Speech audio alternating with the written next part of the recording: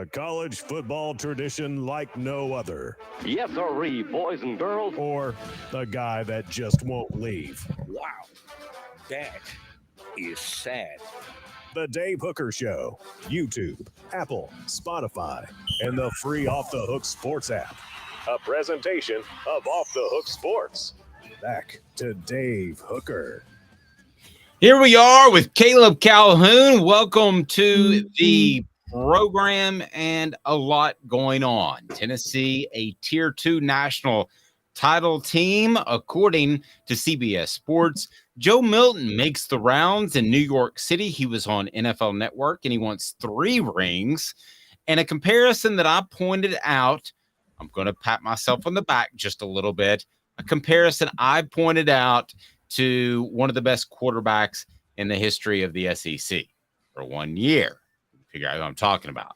That's a tease. Also, Joe Milton left off the list of most dynamic athletes at quarterback. We'll discuss that, why Josh Heupel is actually number 1 on that list down in the state of Florida. And Deion's in the news again. I know that's a real shocker when it comes to transferring NIL money and all that good stuff. And another Georgia player arrested for a traffic incident. How serious is this? And then the first edition of our Smokey Hot Takes, Tennessee's best quarterbacks of this century.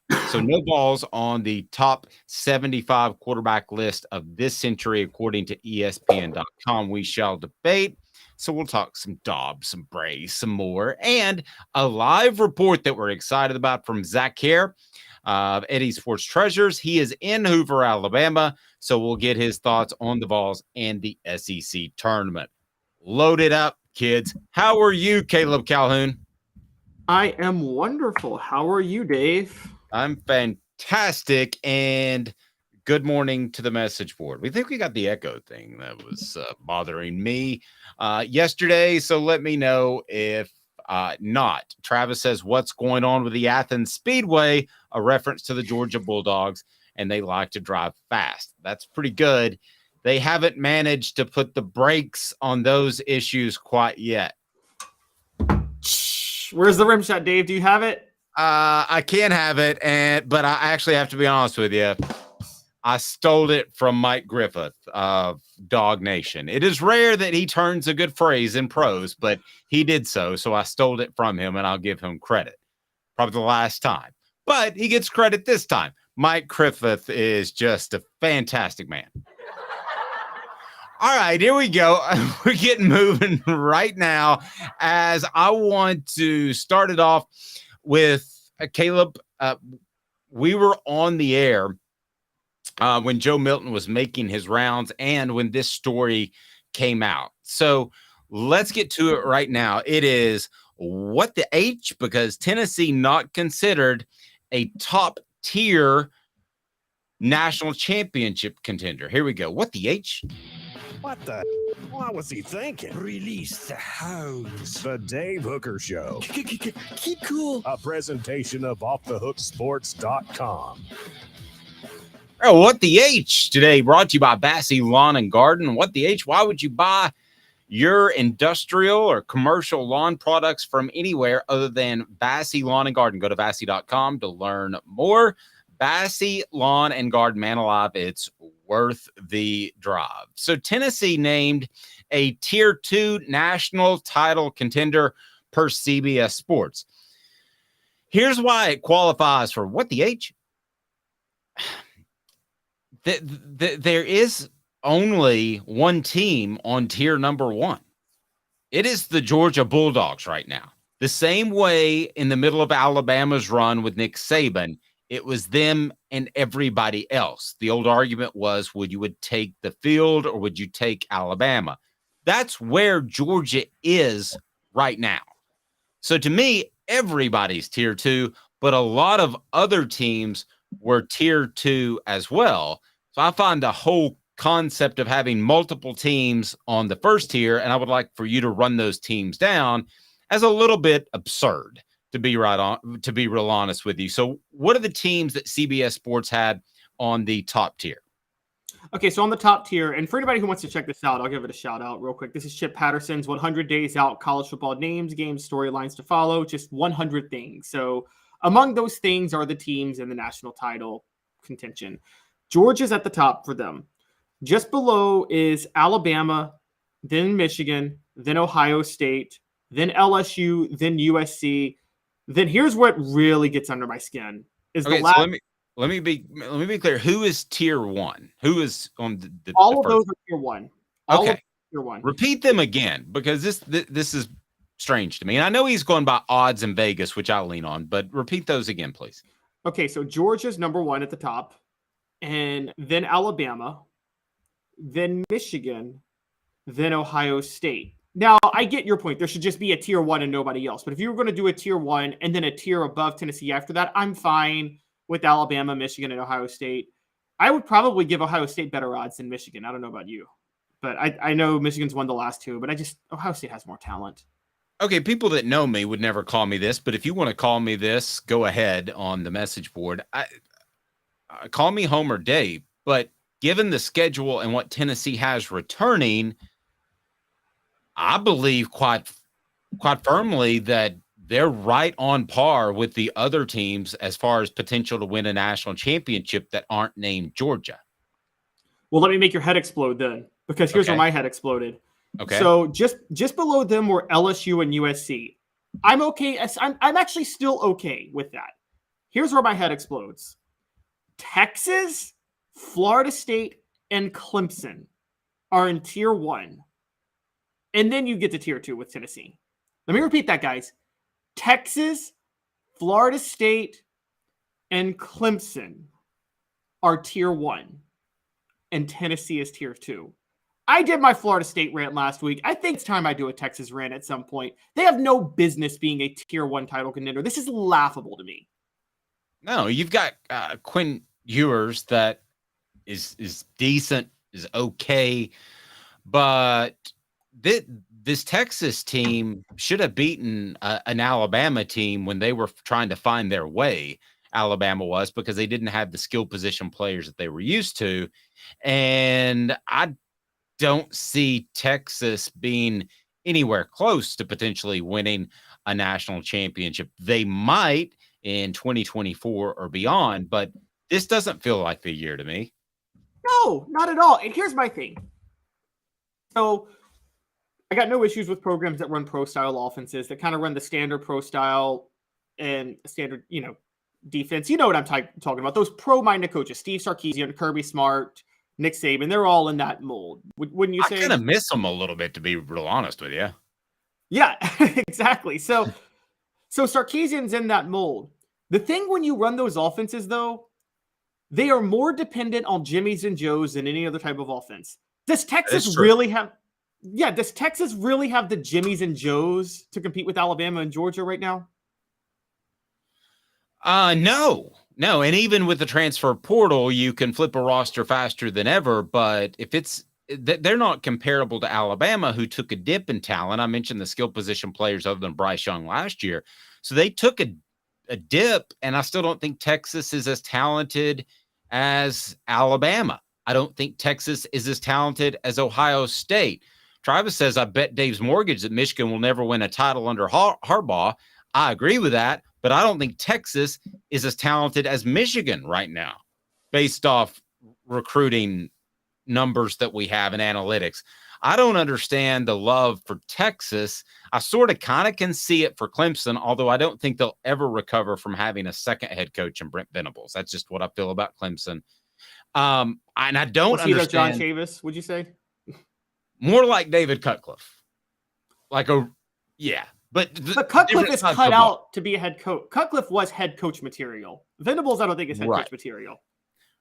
Okay, well, yeah, we'll find out. But he got the job at least. He got a head coaching job. John Chavis never got the job. So anyway, I think that Cutcliffe was a better coach than Chavis. I think that basically Tennessee had two head coaches on their staff for a number of years. So I think that Clemson had that. They've lost that with Venables, at least head coach worthy, if not one of the most solid defensive coordinators in the nation. I don't think they're going to have that again. Florida State, tell me, explain the love for Florida State, because when we had a production meeting at 5 a.m. this morning, and then I followed it up studying their roster. Certainly, they've got good quarterback play. Certainly, you would think they're going to be better and trending the right way, but a national title contender as of 2023, I can't figure out what I'm missing. You're not missing anything. You are right to believe that Florida State is being massively overrated. I talked about this last week. I said it for years. For the past quarter century, Florida State has been the new Notre Dame. Media members go out of their way to prefer Florida State. Look, they covered for Jimbo Fisher when Jimbo Fisher was running the program into the ground with discipline issue after discipline issue after discipline issue. And he quit on recruiting because they wouldn't build him the facilities he thought he needed. Yes. And also, there was a lot of cover run for Jameis Winston. Forget the rate charge is bad enough because that was horrible on its own. But how many other incidents did he get involved in? And he still... Dave, let's be honest. No other quarterback would have won the Heisman under that scenario in 2013. Peyton Manning lost out on the Heisman because of a 1996 trainer incident that happened. And so they don't usually, but Jameis Winston gets the break and he wins the Heisman. So they run cover. They've been running cover for FSU because of the goodwill Bobby Bowden bought. I'm going to point this out. Not only did they not beat a ranked team last year, they went 3-3 against Division I schools with a winning record. How is that? I'm a tier 1 national title contender a year later. Yeah, I'm now with you. And I kind of was surprised when you said that Florida State was anywhere on the level of just beloved and immediate darling like Notre Dame. And I'll still argue that Notre Dame's slightly ahead, but I'm beginning to join you that it's at least in the ballpark of comparability, because that team is not ready to win a national championship. That team is not ready to make a 4-team playoff. Again, I've mentioned Michigan, Ohio State, Georgia, of course, Alabama are in better position than those schools. So to me, everybody's second tier, and Tennessee's one of those second tier teams because of who they have returning and because the schedule that lines up for them. They have a chance to improve throughout the season thanks to some well-placed sort of patsy games. So, yeah, I think everything lines up really well for Tennessee, and to have them second tier is fine as long as you have them with everybody else except for Georgia. That's the way the tiers should wrap up. See, I would break with you. I would be okay if you want to have a tier either with Georgia or just below Georgia ahead of Tennessee with Ohio State and Michigan and Alabama, just because it's Alabama, but then Ohio State and Michigan because, look, but the winner of Ohio State and Michigan is going to the college football playoff. There's just no debate. There's nobody else in competition with them. And so that's why I'm okay with that. USC, I kind of get only because, again, who's in the Pac-12? We know what Lincoln Riley can do. He's got an easy road in the Pac-12. And then the border would be LSU, who I'm very high on, but that's me being high on them on just my own gut and my own analysis, not based in where they should be. So I understand. Yeah. So what about my guy, Joe Milton, hitting New York? New York City, like they did last year with Hendon Hooker and Cedric Tillman, to make some NIL deals to get these guys out in front of the cameras. And Joe Milton certainly wants to be so.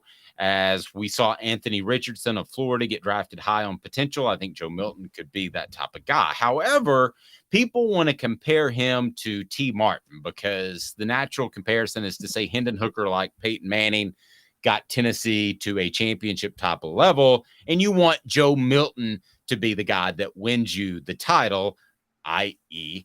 T. Martin. The best comparison for him is not Anthony Richardson. It might be in the draft process, but he's played already as much as Richardson has, and by the end of this season, he'll have played a lot more. The best comparison's Cam Newton.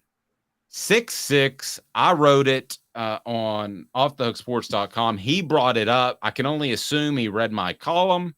So that's what put that in his mind that he should be comparable to Cam Newton. Thank you very much, Joe, for being a regular visitor to the website offthehooksports.com. I think Cam Newton's a fantastic comparison in a lot of different reasons. He also said he wants to win 3 rings. You don't actually get a ring for winning the East, and I think you just get 1 championship overall. But how did you think he carried himself on Good Morning Football and some other platforms that were out there? Thought he did a great job. He's way different from Hendon Hooker. He's more outspoken, I would say more affable, whereas Hendon Hooker is reserved. But I thought, just like Hendon Hooker did last year, that he represented the University of Tennessee extremely well. I thought he's doing a great job. I thought he did a great job representing himself too, and I have a lot of respect for how he carries himself. I'm starting to get a little nervous for his sake about some of the media hype. We're talking about a guy who, he may fight you on this all day, but I don't care if he wants to fight you on this. He lost his starting job. I don't care if he disputes that at all. He lost his starting job. And when people compare him to T. Martin, and even Cam Newton, those guys somewhat... Cam Newton never lost a starting job. T. Martin was completely under the radar in 1998 until he broke out when the season started. Joe Milton, we're talking... I mean, Good Morning Football brings on a guy that was a backup the last 2 years that we didn't know was going to keep the starting job in spring practice. And I'm turning into Dave pre-spring practice right now. But I got to be honest. And now we bring up a Cam Newton comparison who had at least the second best single season in SEC football history. Yeah, you can't argue with the first. Joe Burrow had the best, but definitely the second best, maybe tied with Johnny Manziel in 2012. But one of the greatest single seasons in the history of college football. And we're comparing Joe Milton to him now. Are we with that and him going to New York and on these football NFL shows when he hasn't started the last few years, and he did lose his starting job, and he's lost his starting job at 2 different schools, and there's been massive questions about his play. Is he getting a little bit too much national press now? Okay. This is where I like to think of myself, even though I'm almost 40. I like to think of myself as adaptable, Caleb. 5 years ago, Dave would have said to you, and I like to refer to myself in third person. Dave does that quite often, doesn't Dave? I would have said to you, Caleb, they're pushing him too much. He's too out there. I would have said the same thing about Hendon Hooker last year, but the game has completely changed. This is like adding the forward pass in recruiting and roster management, and that is NIL money. So I would have said last year, you're blowing him up. He's got too big of a head. He doesn't need to be out there. Same thing for Joe Milton this year, Hendon Hooker last year. What are you guys doing? Tennessee's PR arm is crazy. And it may end up having a negative effect on some of these guys. It didn't with Hooker last year, but it could. But you have to take that gamble because then you're in front of millions of people and recruits, and you can sell this NIL and the ability to get exposure. So old Dave of years past, would have completely agreed with you. Now you got to push him. You got to push him because it's better for the program. So I got zero problem with it. And it's not him calling Good Morning Football and saying, hey, can you put me on? This is Tennessee making this happen. So I think it's kind of like charging for parking when you go to a game. You don't want to pay for parking, do you? But ultimately, that's just part of it. So pushing these kids before perhaps they're ready is just part of it. Same thing with Hendon last year. But we knew last year that Hendon was going to be a great quarterback in 2022 because we saw what he did in 2021. I know you think, yeah, he was. Let me stop you there. I didn't. Okay, so we didn't know he was going to be as good. Well, we didn't know he was going to be as good as he was. But I thought. I'll be honest with you. I thought he would be a B quarterback last year, and he turned out to be an A+. We don't know that Joe Milton's even going to be a B quarterback this year. That's the thing.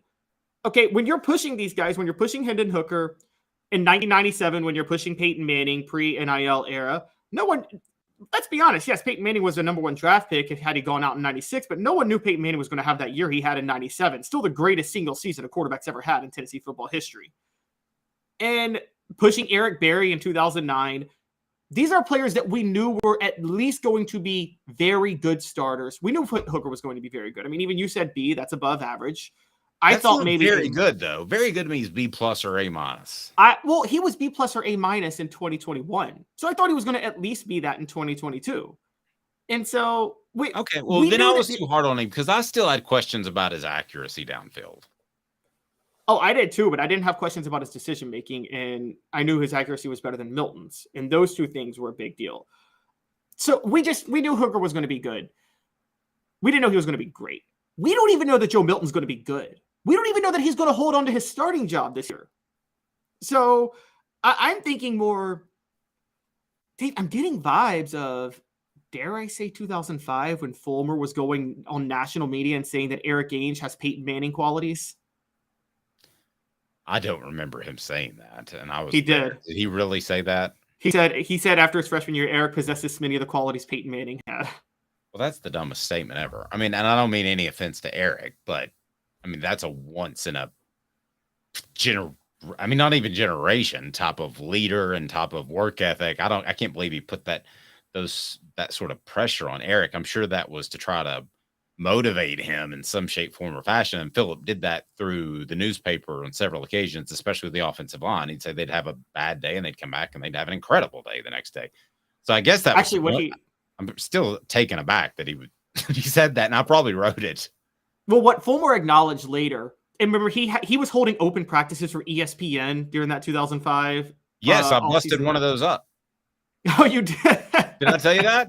I was on the radio and I was like, you can't hold a private practice just for ESPN. So I just left the radio show and they did call-ins to me, and I drove down the practice field and I did live reports while ESPN was there standing on the practice field, because I didn't think it was fair that you open it up for one media outlet and not the other. And next thing I know, Bud Ford's screaming, shut her down, you can't broadcast from here. Yeah. Oh, my gosh. Well, so Fulmer acknowledged the reason, and it was around the same time he said this about Ainge. The reason he was doing all this promotion, if you remember, Auburn had just gone undefeated the year before and had been left out of the national title. He felt he had a national title caliber team, and he was worried that if he didn't do all the promotion, that Tennessee could go undefeated and be left out of the national title in 2005. And of course, instead they were 5-6. Yeah, I guess. Still a really dumb thing to say and puts too much pressure on a young man. I agree. Yeah, and I mean, it's dumb in a lot of ways. Particularly when you couldn't even name him the starter. Yeah, I mean, there were questions about Peyton Manning being a starter just because everything went haywire his freshman year with Brandon Stewart and Todd Helton and all that, for those that don't know. And a lot of people like Stewart more. As a matter of fact, it was pretty close to 50-50, maybe 60-40 Manning. But that was because you were in the middle of the season. When you have the offseason to figure it out, you've got to know your starter, and is it Rick Clausen or is it Eric Ainge or is it Brent Schaefer? You've got to have a good idea for that, and he apparently did not.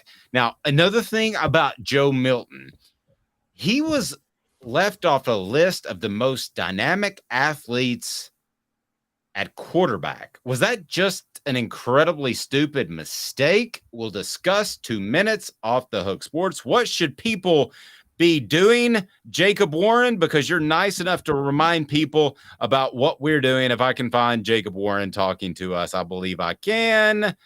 Maybe I can't. Now the pressure's really on because Jacob Warren has disappeared from my drops. Say something smart. Oh, there we go. Jacob Warren, what should people do? What's up, everybody? This is Jacob Warren asking you to like, subscribe, and share. Dave needs this. I do. 2 minutes back with you with Caleb Calhoun. I'm Dave Hooker. To own the more that owns every job, then get to Vassy Lawn and Garden in Cleveland and get you a Toro. I'm David Vassy, here to talk to you about Toro. With a Toro Zero Turn, you'll get more out of every minute and you'll reach the finish line faster. At Vassy's, we like to say, no matter if you're mowing 3 acres a week or 11 lawns a day, homeowners and business owners alike find confidence in equipment they can trust from top to bottom. Vassy Lawn and Garden, Highway 60 North in Cleveland. Man alive, it's worth the drive. Hi, Mike Davis here with City Heating and Air, reminding you to always dare to compare. Our team provides quality local heating and air service, installation, and maintenance across East Tennessee. We use only the best equipment like American Standard heating and air conditioning for your residential, new construction, or commercial needs. Honesty, dependability, and customer satisfaction have been the cornerstones of our business since 1961. City Heat and Air. Dare to compare.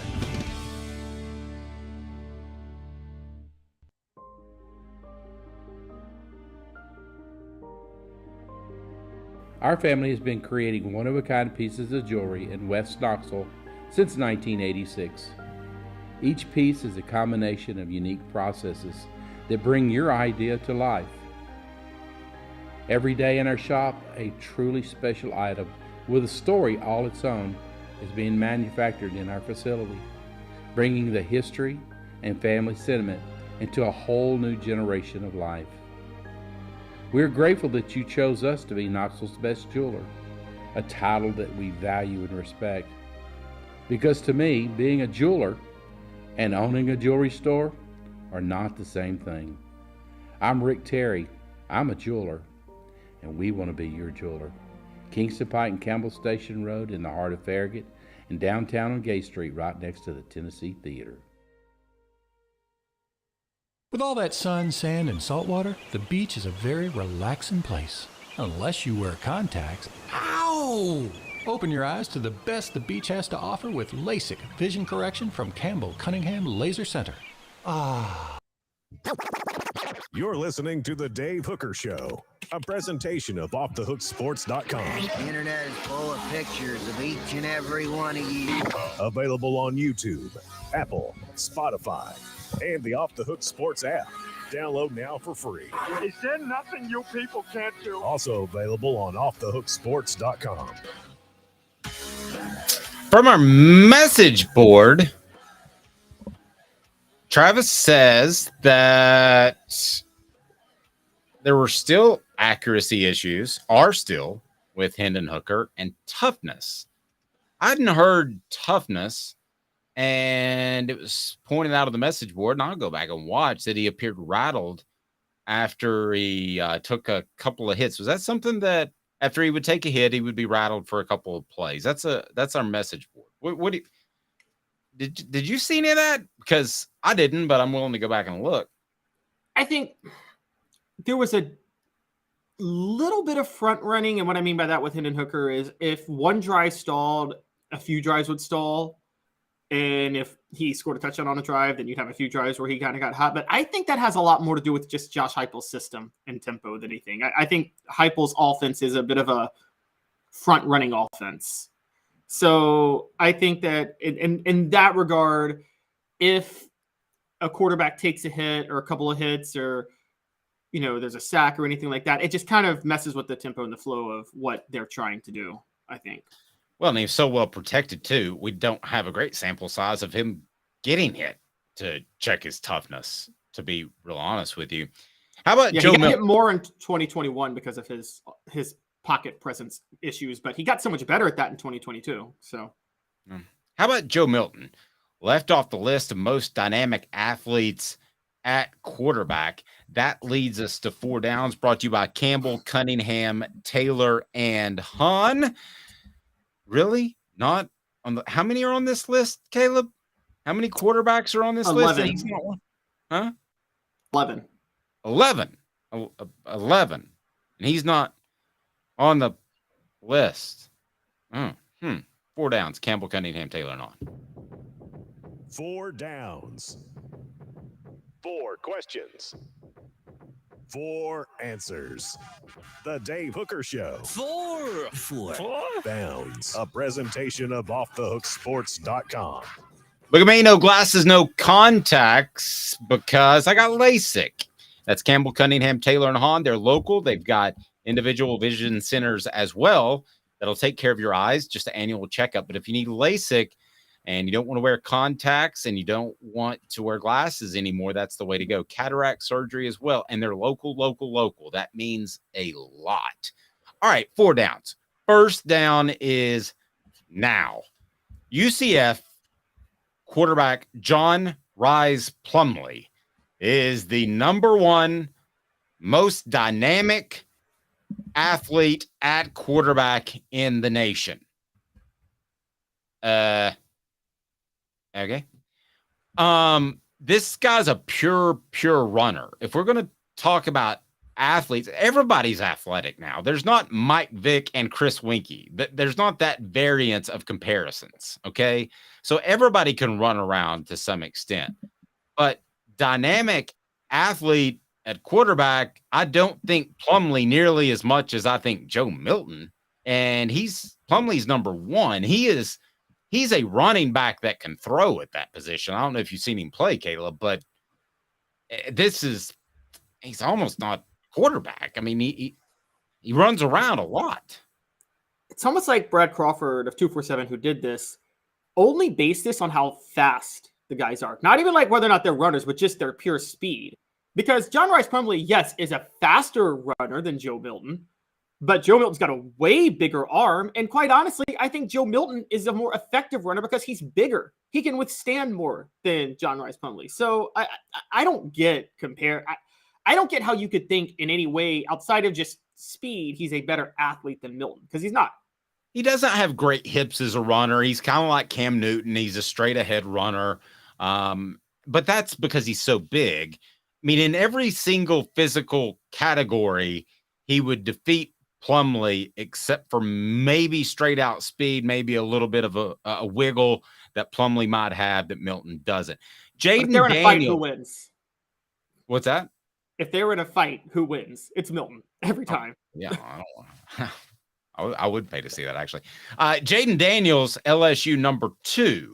And you're going to hear this comparison a lot from afar since they don't play each other like they did last year. But Jaden Daniels, if you only saw the Tennessee game, really came on throughout the year. He's actually a better runner, but still, I think there's a debate who's the most dynamic athlete. And we don't even have Joe Milton on the list, but I'm curious who you think is more dynamic, Daniels or Milton. I still think Milton.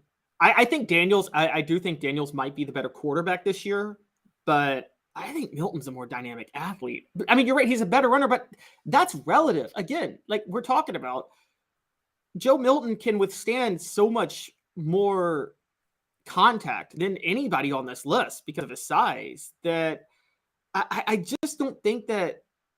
Again, we're talking pure athlete, and arm strength should be factored into athlete. Now, it doesn't look like you factored that in at all in this, but if you factor in arm strength, running ability, size, physicality, speed, I don't see how any of these guys are better than Joe Milton, and that includes Jaden Daniels, who, again, probably only beats Milton out when it comes to speed, and that's still debatable. Message board saying Jaden Daniels has yet to prove diddly squat to me. He's talented, but he's not nearly as good as Hooker, and he won't be as good as Milton could be. The key word is could. So what's the top end on these two guys? I think Joe Milton has a much higher ceiling, that we could agree with that. As of May 2023, Jaden Daniels scares me more as a natural runner. So, you can't make a living at quarterback running over people. Joe Milton's going to be able to run over more people, but that's not going to last long term. So I'm going to take Jaden Daniels as maybe slightly more dynamic because I think he has instincts to take off and run, instincts that great quarterbacks like Bryce Young really didn't have. He didn't take off and run as often as he should have in his first year as a starter. Hendon Hooker had to fit into that. I think that's just more about playing in game time. So that was second down. Third down, Jordan Nix at Florida State and Bo Nix are number 3 and number 4 on most dynamic athletes, respectively, in the nation. Holy You mean Jordan Travis at Florida State, and then Bo Nix sorry. at... Yes, Yeah. But we got 2 Nixes, Jordan Travis and Bo Nix, excuse me. You see, this is where the inconsistency shows in. Okay, Travis, again, if you're using the standard, if there's one standard and it comes down to speed, I get if you have Rice Plumlee, Daniels, and then Travis in your top 3. But then you go to Bo Nix at Oregon, who was at Auburn. And I mean, he's, again, arm strength. He's not an athlete. Like, I remember Bo Nix, he was under pressure a lot. If he was under pressure, he wilted all the time. He wasn't that good in the pocket. So where is this coming from? I don't get the Bo Nix thing. I don't get the Bo Nix thing. I think that Joe Milton is more dynamic than both of these guys. So that was third down. This leads to fourth down. And there are going to be a lot of these lists that come out. And I think Brad Crawford does a great job. But when you post these things and they're out, it's not exactly like the newspaper being on somebody's front porch step, but it is kind of like that because it's out. Fourth down. Is this just a flat out blatant omission? Just a mistake? Yes. Yes. I mean, I think it is too. I think it is. I think it's just. We'll try to get Brad on, but I think he just put the list together and maybe left it off on purpose for a talking point for guys like us. But I think this is just a flat out oopsie. I mean, the thing that led me to believe it was a mistake. I would have said maybe he was only looking at people who started last year, but then he had Jalen Milroe at 11, who started one game. And so at that point, I'm like, okay, this has got to be a mistake.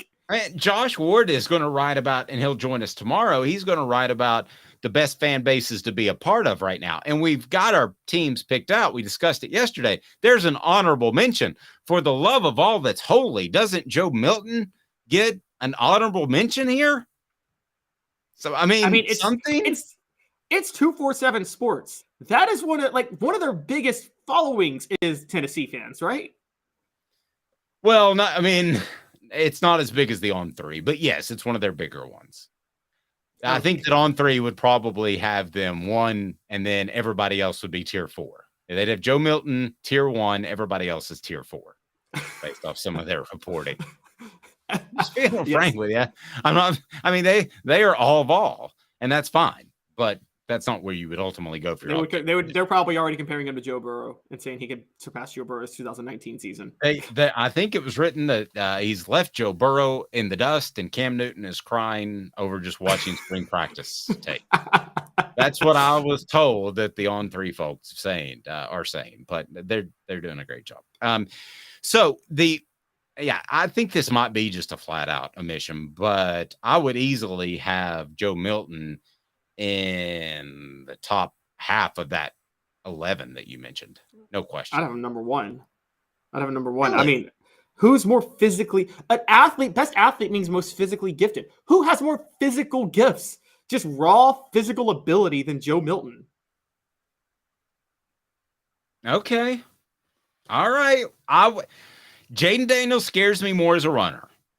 When things break down, I haven't seen that consistently enough out of Joe Milton. And it's the same thing as last year.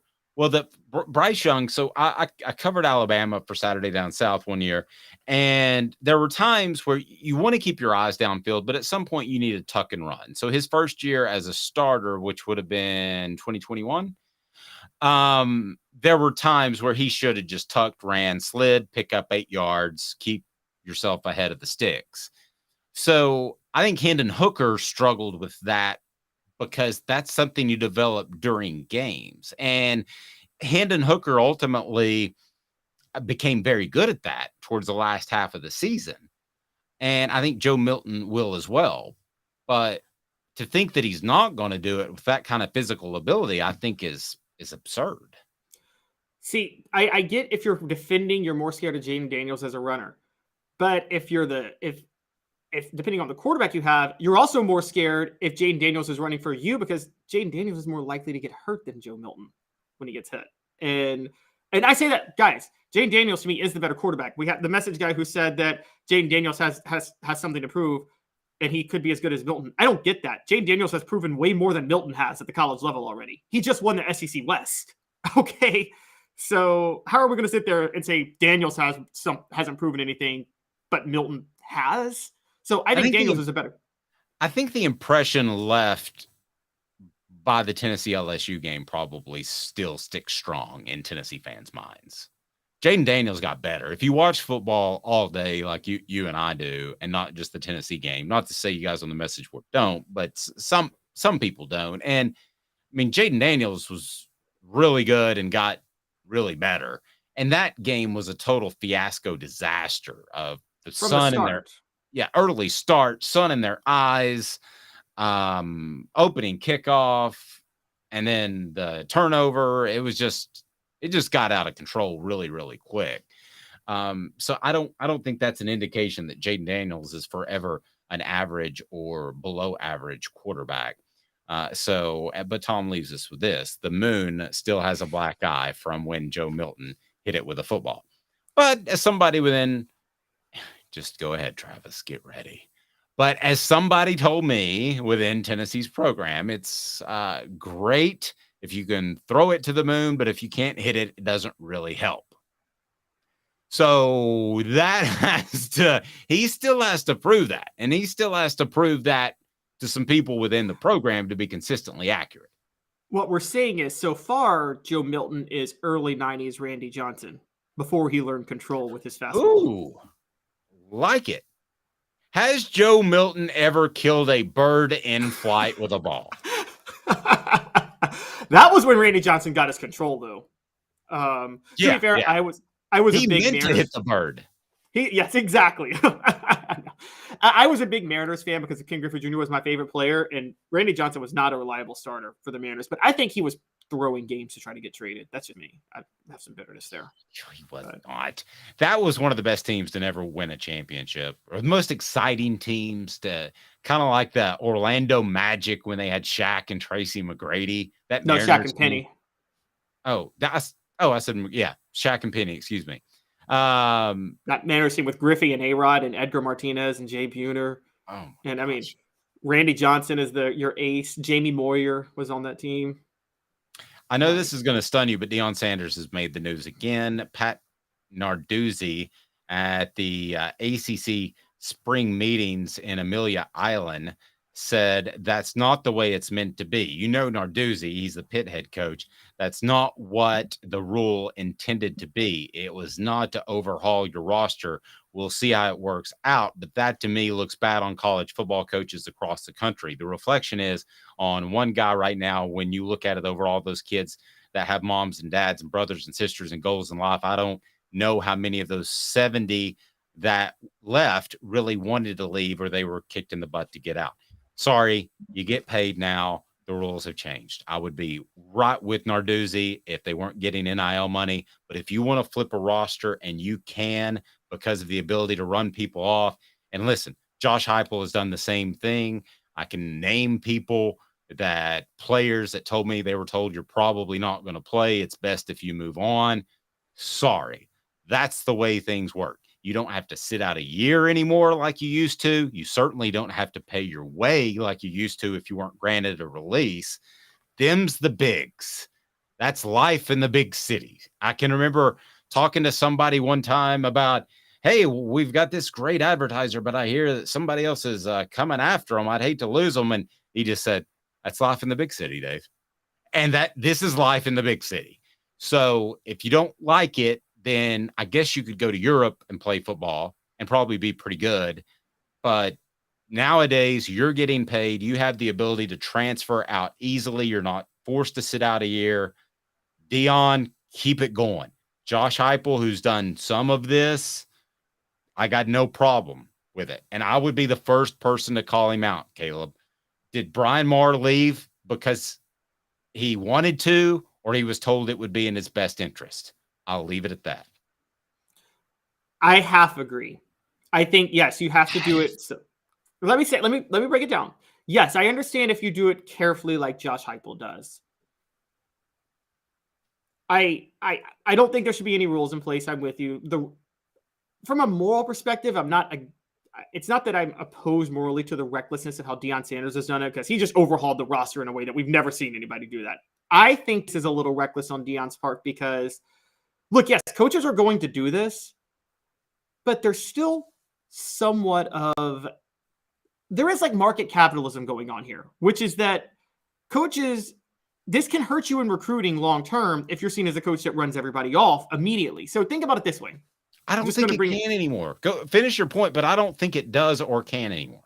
I think, when inflation exploded last year, a lot of companies, a lot of retail establishments realized that they all somewhat price gouged a little bit because they realized they could use inflation as an excuse to do it. Now, they were careful when they did it. But if Walmart decides, okay, we're not just going to slightly price gouge, we're going to triple all our prices just for the heck of it because we can, well, then they're going to lose a lot of competition. They're going to lose to a lot of their competition at that point. That's what Deion Sanders did. He didn't meticulously think, okay, maybe I should try to be careful and maybe send off this guy or this. He comes in, he's like, everybody's gone. Y'all are all out. I'm getting my guys. I think that sends a totally different message. And I think Pat Narduzzi is thinking, maybe he can get some elite transfers and get them from Deion Sanders, who's recruiting national with Colorado. I think Narduzzi is so behind the current state of college football that he is never, ever, ever going to catch up. I think he has been left behind. And he had gripes about Tennessee earlier before the Pitt game last year that were very antiquated. I think that guy's done and done. And I think he's going to hold on to what he can at Pitt. But the guys that are changing things are making the hard decisions. And 5 years ago, I would have said Josh Heupel shouldn't run off anybody because they have to sit a year unless they transfer down. And that's not right. But those rules are not there anymore. So go Deion, go Josh Heupel. And if players don't like it, they can base their decisions off that. But let's be real, too. If you're a guy that's not going to play, wouldn't you rather be told that? I mean, if somebody could come to you right now, Caleb, and say, this endeavor that you are taking part in, whatever it may be, maybe it's you collect Legos, and they say it's not going to work out, it's going to frustrate you, it's going to absolutely ruin your life. Well, that's what it's like sitting on the bench for 4 years and your football career is over because you're not good enough to play in the NFL. Wouldn't you want somebody to tell you that? Yeah, I don't have a problem with that, but I would also add this. I don't think that's all that's going on. I'm totally fine saying you're probably not going to play, you need to look elsewhere. There's a difference between that and just straight up pulling scholarships, though. And this is what I think is happening here in a lot of cases. Because players, look, then if you're a lower level player who can't play at a high level, if I'm one of those guys that's never going to start at Colorado, I'd like to keep my scholarship and at least graduate from Colorado and get an education and have a degree in hand. If I'm not going to play at Colorado, I'm probably not going to the NFL. And if I'm a backup athlete that's that way, at least I can get a free education out of it. And I know that's old school thinking, but that's still a thing because the minute Dave, the minute you enter the transfer portal, you don't have a right to an education at that point. So you better hope you land the minute you enter the portal. So if I'm an underwhelming athlete, I'd rather be the backup and hold that scholarship just so I can at least have a degree in hand when this is all said and done. So it's one thing to tell the players, hey, pay for it. Sorry? Pay for it. That's the thing. I don't want to force them out. I don't like forcing them out of their chance at a free degree. Okay, but here's your option. You can become a regular student at this school that you attend. You've already gotten in. Maybe your grades were lagging, but they got you in because you're an athlete. So used to be they would put these guys on, it was a medical red shirt, if you remember that. So they would keep their scholarships. Okay, but the University of Tennessee, you could pay for it by getting a job, which you would have free time because you're not playing football.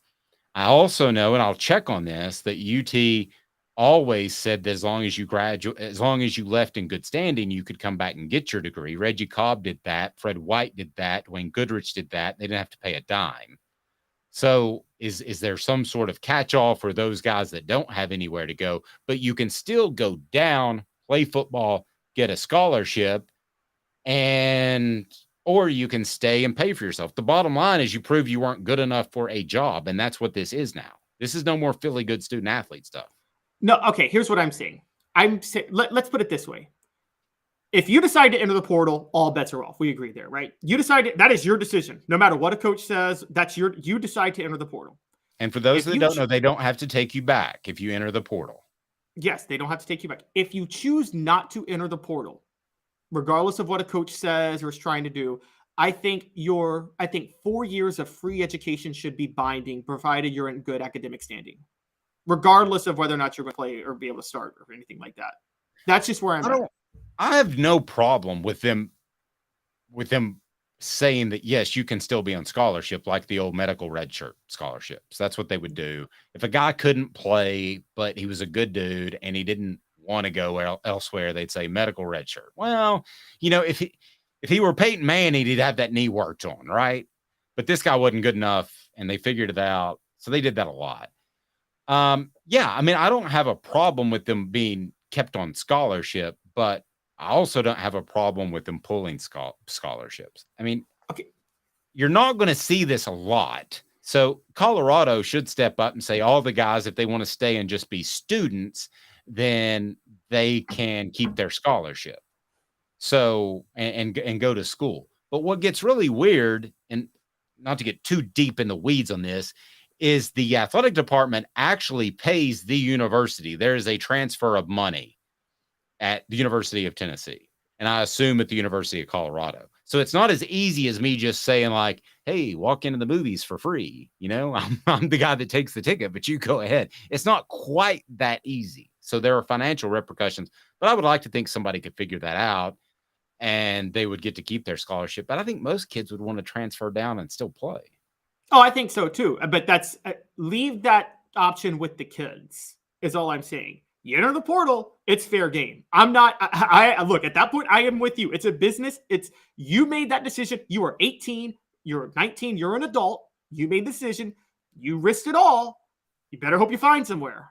But yeah, but Caleb, I do see what you're saying, but in practicality, it's not going to work. Because if I put my arm around you and I say, son, it ain't working out, and you say, well, no, I'm keeping my scholarship, and you're saying that I, as a coach, shouldn't pull that, then I'm going to make life a living hell on you in practice every day until you leave. Okay, but you see what I'm saying? I mean, that's the way it's going to play out. Deion's going to have some dude running 5 million wind sprints every practice.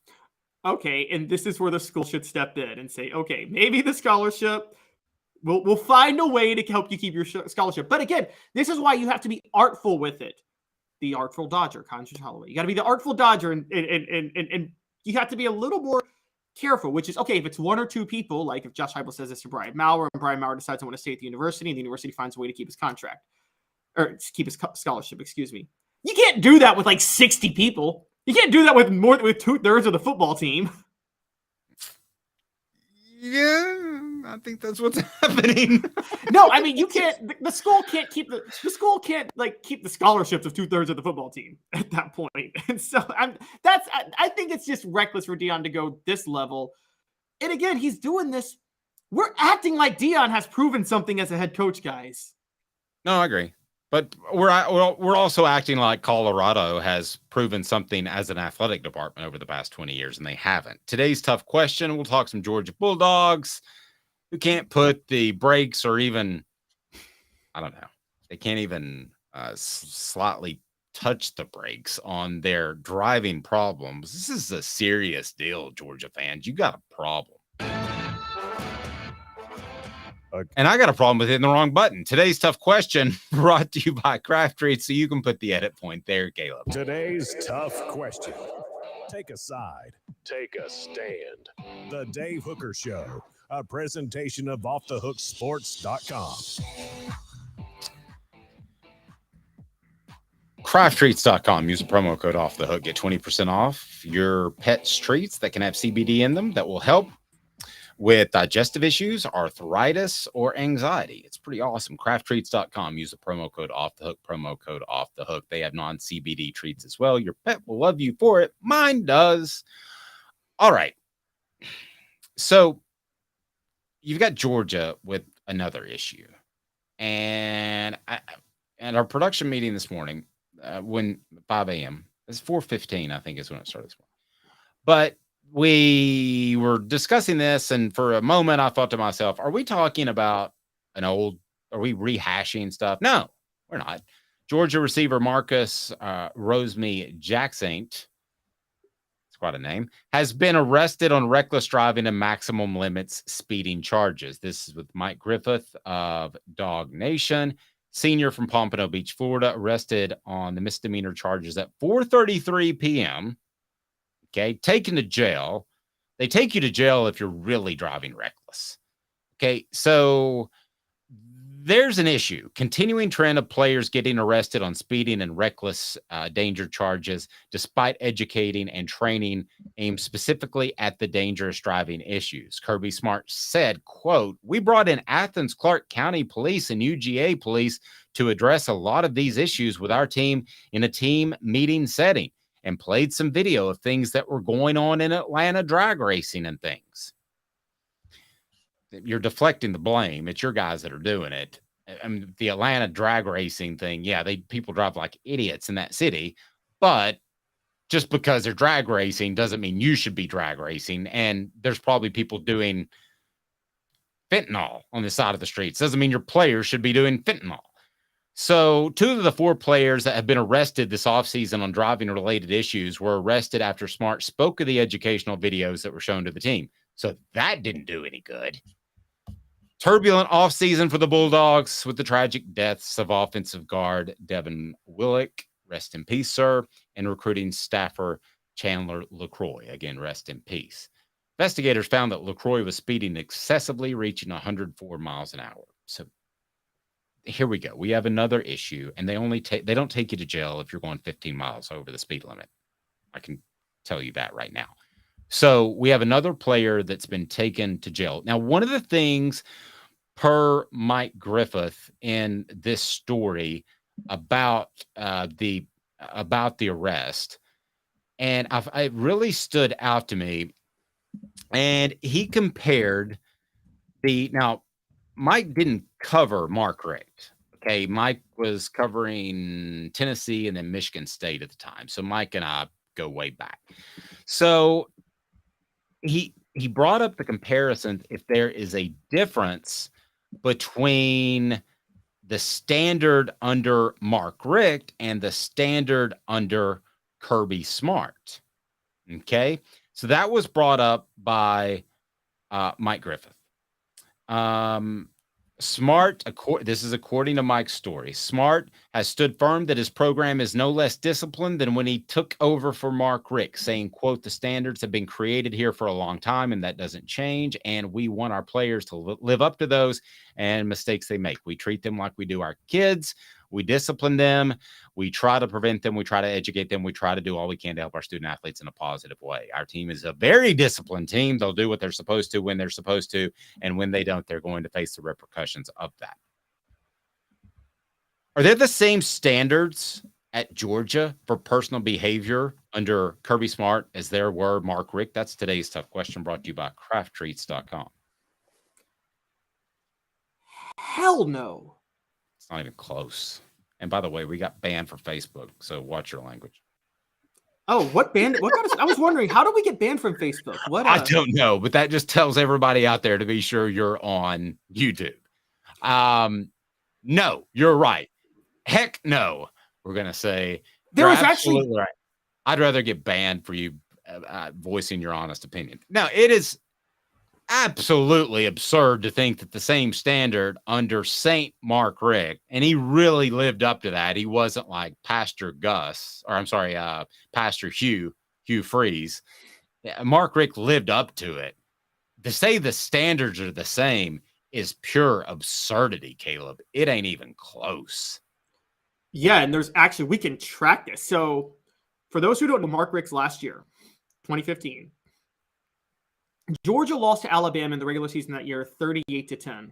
Heading into that game that week, I will never forget a Georgia official, a University of Georgia official saying, well, we just can't do what Alabama does because we care about integrity. Something along those lines. And they got laughed at and nobody cared. They made a conscious decision after that loss and after the way that season finished to say, we're not going to care about this anymore. So they got rid of Mark Richt. Here's something they did. I don't know if you know this story. And Kirby Smart was instrumental and spoke to lawmakers about this. 3 months after he was hired, he was involved in speaking to Georgia lawmakers about this in 2016. They passed a 90-day rule for the athletics department. Here's what it says. This is insane. Georgia has an open records law, like most states do. So they all have to because of the First Amendment, where you can find public records. Georgia passed a law giving athletic departments the right to withhold public records for 90 days. To withhold records for 90 days before they're open. Guys, that's insane. That is 3 months. That's ridiculous. I didn't know that. Is this why we don't know how fast he was going? Yes. This was passed in April of 2016. Kirby Smart was hired in December of 2015. Georgia made the conscious decision. The state when they hired Kirby Smart, made the conscious decision, we're not going to care about integrity at all anymore. We're tired of losing. We're going to do a 180 on this. And that turned into players doing 180s on the road. But yeah, well, Elias brings up a good point. That's about a football season. 3 months is about a football season. So if you get in trouble in late September, October, November, December, you're still around. You might not be around for the playoffs, I guess, theoretically, but 3 months is, they might as well just say, if it happens during the football season, we will not assess it till after the football season. It's basically what they're saying. I didn't know that law, so thank you for that. But I think it's an insult to Mark Richt for Kirby Smart to stand there and say there is the same level of off-field discipline and behavior that there was with Mark Richt. To me, that is just disrespectful to Mark Richt's legacy, his belief system, his religion. But I will say this, I don't think Georgia fans care. I think that, and I'm not singling you out, Georgia fans. I don't think a lot of fan bases would care. Go drag race if you need to, if that helps you blow off some steam, because you're winning championships. So whoopee, don't care at all.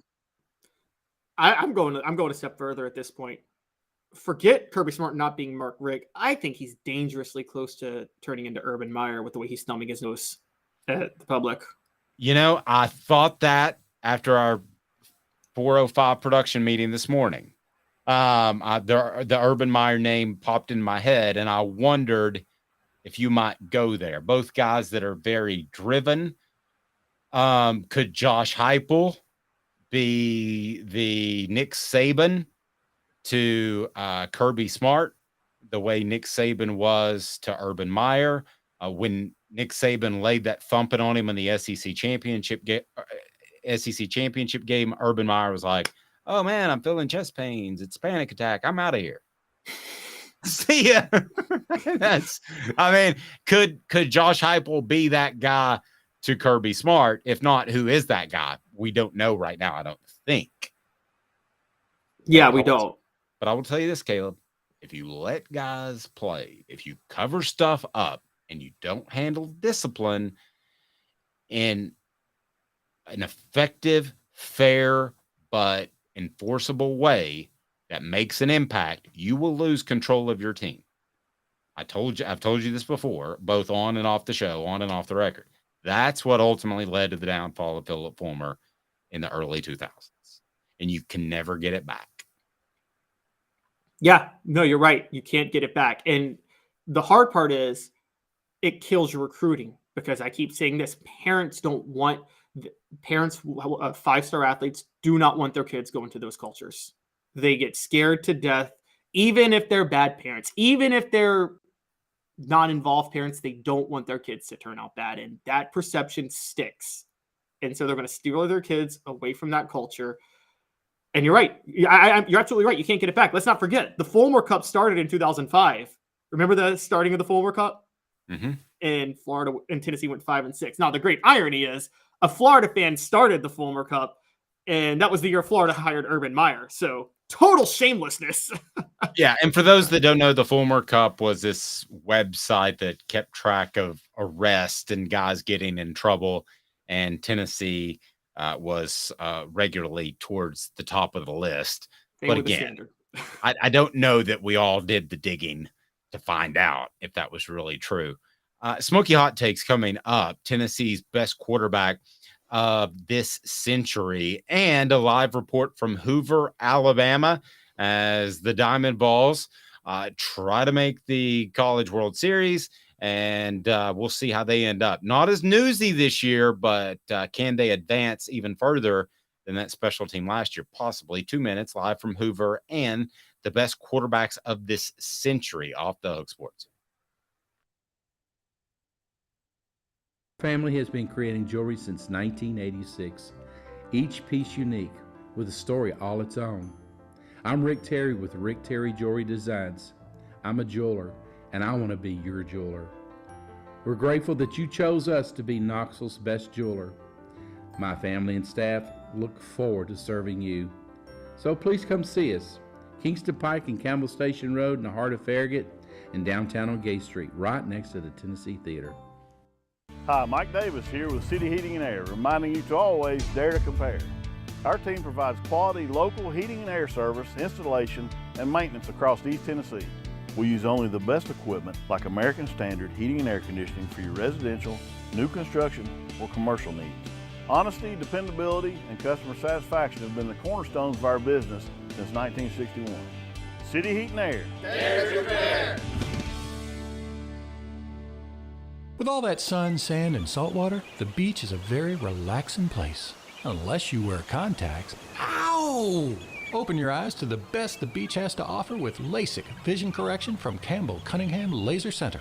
Do you want to own the more that owns every job? Then get to Vassy Lawn and Garden in Cleveland and get you a Toro. I'm David Vassy, here to talk to you about Toro.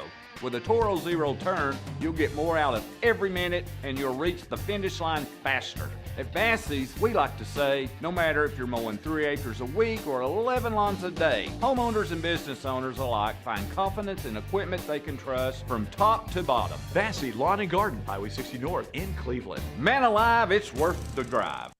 These mountains hold and defend a spirit far better than moonshine. A drink that holds flavor that becomes necessity. A hard cider made and relished by folk who are as hearty as they are legend. A refreshment that can only be found in one place. With a taste that makes you say, give me 3 bottles of the good stuff. Tennessee Cider Company, where necessity can be found. Objective coverage. Hey, that's new. If we get caught, we're going to jail. The Dave Hooker Show, a presentation of Off the Hook Sports. YouTube, Apple, Spotify, and the free Off the Hook Sports app. I'm going to need to see some identification. Back to Dave Hooker. Smokey Hot Takes as we look back at the Vols. And today it seems as if the Vols got a little bit slighted by a national publication that took a look at quarterbacks this century and had the top 75. Caleb, how many Vols were in that list of the top 75 quarterbacks of this century? A resounding 0. Hey now. That's not good. Do you find that to be accurate? I went through the list, and no, I don't find it to be accurate. There were some quarterbacks that Tennessee could have had some guys over, but I will say that there are some that I also thought were too low. So just for context, Matt Ryan was number 75 on the list. He should have been higher. Anybody who watched Matt Ryan at Boston College in the mid-2000s knows he should be higher on that list. He single-handedly carried them to an ACC title. But some of the other, I think, receivers. I'm sorry? Had a pretty good group of receivers, but anyway. Yeah, but I think they did a lot of this as 4-year accomplishments because, look, David Green was on here. Look, I'm sorry. Let's take Hendon. I know David Green was a 4-year starter, but are you taking Hendon Hooker or David Green, Dave? Come on. Okay, so let's get to it now. We're going to rank them 1, 2, 3, 4, 5, and it gives us a great chance to look back at some stellar performances that occurred under very questionable administration and coaching. So, Caleb, let me begin with you. Do you want to do a countdown? Because I have my countdown ready. I can go first or you can go first. And I'm going to do it by my own rules. So I'm not doing it by the rules that have been laid out by this publication. So would you like me to go first or would you like to go first? Why don't we alternate 5-5, 4-4, 3-3, 2-2, 1-1 and see how we end up? Okay. All right. Let's count them down. You have, my friend, the first go at number 5. So who do you have at number 5? My number 5, and it's by default, and he doesn't deserve it because he has the worst intangibles of anybody I've ever seen play quarterback, is Tyler Bray. Because even if he had terrible intangibles, his arm was just so special. It was. Now, before I get to my number 5, who's your number 4? My number 4 is Eric Ainge. Okay. I'm going to agree with you. I think Tyler Bray is number 5. I'm actually, though, going to have Eric Ainge a little higher. So I have Josh Dobbs at number 4. And then that's my number 4. My number 3 is Eric Ainge. Actually, I'm going to take a pivot. Hendon Hooker is my number 3. Hendon Hooker is my number 3. What do you think of that? I think that's crazy. Look at the last 2 years. That's insane. I'm sorry. I'm basing this a lot off what they did in terms of team success. So that's why I've got Bray 5. I've got Dobbs at 4. And then I'm going to go Hooker at 3. I've got Eric Ainge at number 2 because of team success. But hold on. I know Ainge technically won the East in 2007. He didn't technically win the East. He did win the East. Yes. But Tennessee never had a top 10 finish under him. Well, I mean, you've got a coach who's on his way out, who's struggling. And if not for David Cutcliffe, that program falls apart like 3 years earlier. Okay, but if we're talking about a quarterback that is saving a coach, then Josh Dobbs should be number 1 because he single-handedly kept Butch Jones from being fired like 3 years earlier. Well, that's true. Okay, so I've got a countdown. Bray 5, top quarterbacks at Tennessee in the 2000s or the entire century, the 21st century. Would it be the 22nd? Anyway, Bray 5, Dobbs 4. That's my countdown. Hooker 3, Ainge 2. Ainge 2. Do you know who I've got as number 1? Oh yeah, this is obvious. He's Okay, my number 2, but he's your number 1. Go with yours. Your 4 and your countdown. So I've got Bray 5, Ainge 4, Dobbs 3, Casey Clausen 2. It's insanity. It's pure insanity. There is no question. Casey Clausen was a different level of quarterback than everybody we're talking about. Even Hendon Hooker, who I've got great respect for, but he found himself in a fantastic situation. Casey Clausen could go on the road. If he was Tennessee's quarterback this year, instead of an unproven Joe Milton, then Tennessee would be an in vogue pick to win a national championship. Casey Clausen was that good. No, Hendon Hooker was better, and I'll tell you why. Casey, and I don't want to nitpick Casey because you're right, he was clutch. Didn't always he was clutch when he against the better teams, but he didn't always live up to the expectations against the lesser teams, and you know that to be true more than I do, Dave. Well, that was the program as a whole, though. But all right, let's break Casey Clausen. When you want to bring up team success, both Hooker and Clausen had one 11-2 season in which they finished in the top 6, roughly. Okay, Casey Clausen's 11-2 season, he had the best running back in the SEC. He had the best tight end of all time in NFL history that he was throwing to. He had 2 NFL wide receivers and one of the most loaded offensive lines that Philip Fulmer ever had. So he regressed in 2002. He got worse the next 2 years, Casey Clausen. Some of that's on Randy Sanders because he did not have good coaching. I will be the first to tell you Casey Clausen did not have good coaching, whereas Hendon Hooker had superb coaching the last couple of years. But Clausen did regress. Hooker, yes, you were going to say he had a Remington Award winner in Jalen Hyatt. Hendon Hooker made him a Remington Award winner. I don't think Jalen Hyatt is going to be that good of an NFL receiver. Okay, so you've got, you mean Biletnikoff, right? Yeah, did I say Remington? Yeah, I meant Biletnikoff, sorry. That would be amazing if Jalen Hyatt won the Remington. So I got Casey, Ainge, Hooker, Dobbs, Bray. And I've got Hooker, Casey, Dobbs, Ainge, Bray. And the thing with Ainge also, you can't ignore that 2005 season and how poor he played. Well, no, you can't. But how about the impact of that was, again, a team issue. Like the two things you referenced, I thought were team issues in that Tennessee played down to its competition. Casey was certainly a part of that. And I think that 2005 was a dumpster fire. Ainge was a part of that. I don't think either one of them were responsible for that. And Casey Clausen's not the raw leader. Where you could have me on Hendon Hooker is leadership ability. I felt like Casey was one of the dudes, and you knew that he was going to be clutch and fine, and you didn't have to worry about it. But did he raw guys? Did he inspire leadership? I think of raw guy Al Wilson. Check out the Celebrate 98 series, by the way, which continues with the Travises, Travis Stevens and Travis Henry. So Al Wilson's a raw guy. Hendon Hooker's the inspirational leader. I don't think Casey Clausen was either one of those, but I might want to second guess that a little bit because he's turned into a heck of a coach out in Cali. So now I think that Casey Clausen is probably one of the top 5 quarterbacks in Tennessee football history. So I'm way higher on him than you.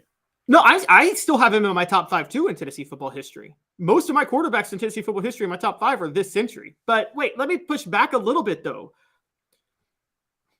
Maybe I could sway you with this, Dave. Legendary, like wins, like memorable wins. Hendon Hooker's most memorable win was against Alabama last year, right? By far. That may be the greatest win in Tennessee football history for a regular season. Casey Clausen had 2 of those. I think we both agree at Florida 2001 in the Swamp, right? Was one of them. The other one at Miami in 2003. Yes. I wouldn't give Casey a lot of credit for that one. That was coaching. But anyway. I agree. That's where I was getting at. I wouldn't give Casey a lot of credit for either of those wins. He threw for 168 yards at Florida. Travis Stevens ran for over 200 yards in that game. That's what won the game. And Casey didn't even throw for 100 yards at Miami. But I tell you what, I'll tell you what, you give Hendon Hooker more credit than anybody for the Alabama win. Fair. I give Casey Clausen a lot of credit for what he did at Florida to be able to manage the ship. I'm not calling him Trent Dilfer, but I mean, that was well, I mean, in that you're saying him managing the ship was better than Hendon Hooker actually going out and winning the game himself. I didn't say better than. I'm giving you the 2001 as yes, he didn't go out there and win it by throwing for 300 bajillion yards, but that was a tough place to play. If you remember, that was 2001 because of 9/11. I know you remember. Oh yeah, that was essentially a playoff game. You know, that was a rabid, ready fan base. So I thought his cool demeanor was that. And as Steve Spurrier had put his ego aside for just long enough, then Casey would have thrown and could have thrown. But it just absolutely wasn't going to happen. Spurrier was determined to throw the ball despite the fact that Tennessee was playing the pass. So Casey and Tennessee were able just to hand the ball off and play a little bit of ball control. But now Casey Clausen is one of the most misunderstood quarterbacks in Tennessee football history. I don't understand why so many fans didn't like him. It makes no sense to me. I think he was one of the top 5 quarterbacks in Tennessee football history, and I've got him number 1 in the 2000s. Since the turn of the century, I've got him as number 1. I can't. That also, because another one I'm going to go, there are losses I actually put on Casey. I can't put either of Tennessee's losses on Hooker last year. Like the 0-1 loss to LSU, I partially put that on Casey. Now, yes, Stallworth fumbled, Stevens fumbled, but Casey wasn't able to really carry the team in that game when things were going south. I also put, here's a big one, Dave. Okay, Florida 0-1, playoff game to win the East. Georgia 0-3 was a playoff game to win the East in the middle of October. How did Casey Clausen play in that game? That's fair. I mean none of these guys are perfect. I mean, it's not like we're comparing. If we said back to 1990, it would be Peyton Manning. And I understand your argument for Hendon Hooker, but I do think a lot of things fell his way. Out of that group, though, if I'm starting a football team, which is what I based mine off of, I would go Casey Clausen. Not in Heupel's offense, because you need a little bit of mobility, too. Actually, I think he'd be really good in Heupel's offense. You don't? Casey, no, because Casey's not. We talked about this a couple of months ago. Remember, the mobility and the big arm are the most important parts of Heupel's offense. And Casey and Peyton Manning had the worst mobility of any Tennessee quarterbacks. The only difference is Peyton Manning had David Cutcliffe to coach him how to move in the pocket. Whereas Casey Clausen had a former running backs coach in Randy Sanders, who was nothing but a recruiter, coaching him how to move in the pocket. I'm sorry, I'm being too hard on Randy Sanders, but Smokey Hot Takes, we'll be breaking down some age-old Tennessee questions from time to time. If you got a topic you want us to tackle, leave it in the comments below. We certainly appreciate that. It's brought to you by AndyMasonRealEstate.com. AndyMasonRealEstate.com has the best service and prices in the biz. AndyMasonRealEstate.com will get you in the right home, save you thousands or tens of thousands of dollars. Again, that's Smokey Hot Takes. So leave in the comment section below. Do you want us to tackle best running backs of the past 50 years, whatever the case may be? And we'll continue this series throughout the summer and into the fall. But we're now joined by a very special guest. Zach Haire joins us, and he is in Hoover, Alabama. There you are, Zach. How's it going, guys? We're great, man. How are you? Doing good. A little warmer day, a little drier as well. Yeah, that'd be nice if they wouldn't get rain. So Zach's with Eddie Sports Treasures there in Halls, and it's a crazy time for collectibles. I've learned that through my son, who actually collects Legos, like whole Lego sets. Yep. But yeah, tell them what you've got going on there at Sports Treasures in Halls. Yeah, so we are coming up on what will be the 1 year of me taking over the shop.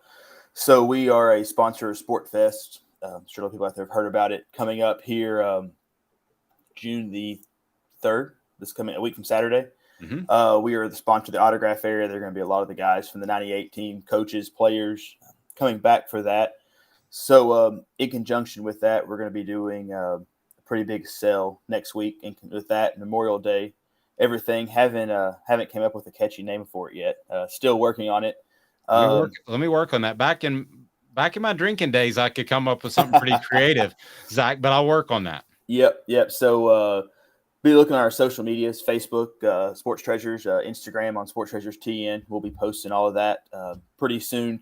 Probably going to be some pretty good sales on UT autographs and unautographed items, as well as, like you said, cards, singles, boxes, not necessarily sports cards. We're, on Saturdays, Pokemon's pretty big at the shop. Yeah.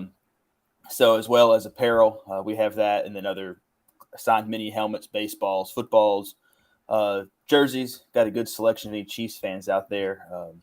Recently, we're at the draft for a card show and picked up a lot of Chiefs memorabilia while we were out there.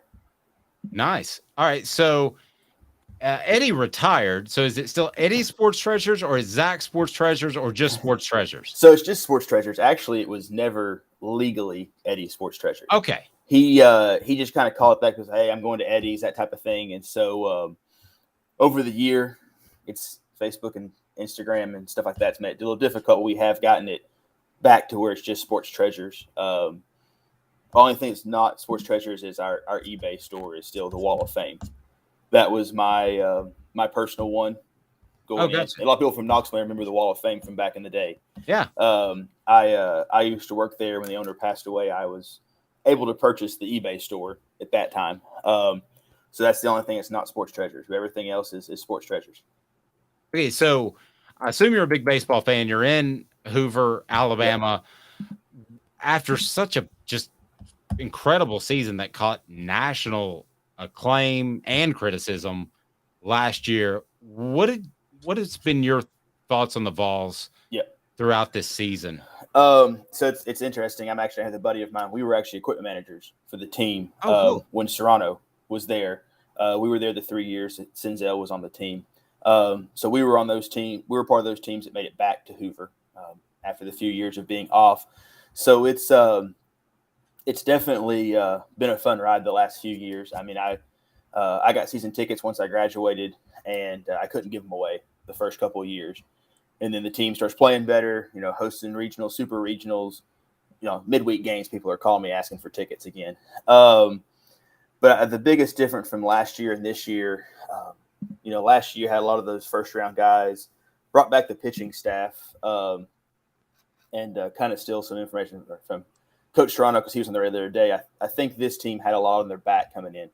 They had a lot of expectations, talking about preseason number one, and even Coach Vitello himself said, hey, that's, we're not quite there yet. But it's been fun this year. They're more of a true team. they've got the pitching. I mean, when you get into tournament play, especially regional, super regional, you've got three pitchers in a bullpen.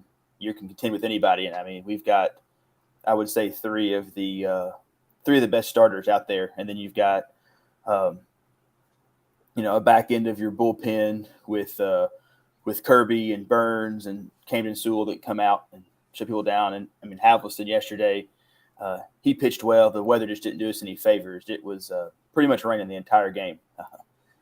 Deer Hoyer, Tennessee was playing.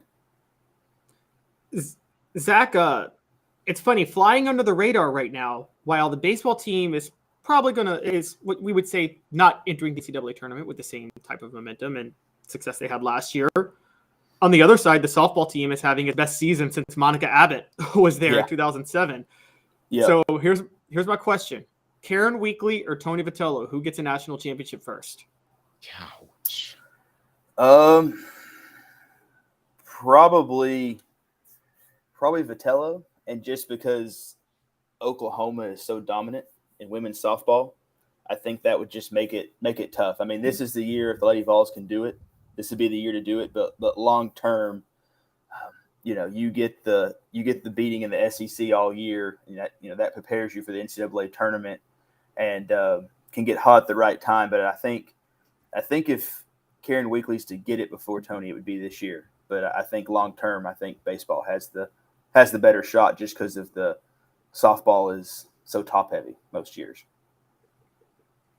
Yeah, so they should have had. Go ahead, Caleb. I'm sorry. No, it's okay. Yeah, softball already should have had it because Monica. I mean, they had that series in 2007. I mean, that's got to be one of the. If you want to talk about in Tennessee athletics, maybe the most heartbreaking type of loss in Tennessee athletics history. That series, Arizona in 2007. Yeah, I remember watching that. So, as far as the baseball team, kind of your final thoughts on this season, and then still in contention for the NCAA tournament, right? Yeah. So they definitely. I know they were fighting for a host coming into the SEC tournament. My thoughts were they probably need to go 2-2 to get that host. But just to get the job done yesterday, pretty much everything's out there's got them going as a 2 seed in a regional. A lot of it's about pairing. If you get somebody that's hot, if we play like we did against South Carolina and find that momentum we had against Vanderbilt. With that rotation, I think you can compete with anybody in the country, and all you got to do is get hot at the right time. I definitely think they can do it. I mean, last year's Ole Miss team was the last team in the tournament, and they were the last team standing at the end as well. So if you can get hot at the right time, they've got the pitching, they've got the bats. Burke's due to come out of that slump anytime now. As well. And then Maui's turned it around after getting through that. A little bit of injury, it slowed him down first half of the year. Griffin Merritt's been a key part for them as a transfer coming in. And then, as long as Dickey is healthy, hopefully he's been playing these last couple of games. So get him to stay healthy. That's, those guys I think can carry you offensively, and knock on wood, they've seemed to clean up the errors they had earlier in the year. So that's a big part too. You just got to play catch, as John Wilkerson would say. John, yeah, I know John well. That is one fantastic individual there. So he had to put up with some of my shenanigans back in the day. Yeah. But Zach, great stuff, man. Again, Sports Treasures. How do we find you online and in locale? Yeah. So best place on Facebook, Sports Treasures on Facebook, Instagram, Sports Treasures TN. We post all new product. Today there was I'm not down there, but there are several. Products came out today. We'll have they'll be posting on there, and then we were off North Broadway, 4819 North Broadway, shopping center next to Big Lots and Harbor Freight, kind of in between there. And the 31st, I believe we're planning on doing a football break for those people that do cards. They know what that means to them. So check us out there, and be looking out for some sales this coming week as our kind of 1 year anniversary. It's crazy. A year flies by. It's my 1 year anniversary of Off the Hook Sports, and it just it flies by. All right, Zach, have a blessed day, safe travels, and thanks for the update. Yeah, thanks, guys. Have a great day. Thanks, buddy. That's Zach Haire of Sports Treasures. Pretty cool stuff. All right, that does it for us. We want to be sure and thank City Heating and Air Conditioning, who's just down the road from Sports Treasures. Integrity Matters, cityheatandair.com. Com. They are fantastic. For Caleb Calhoun, I'm Dave Hooker. This has been a presentation of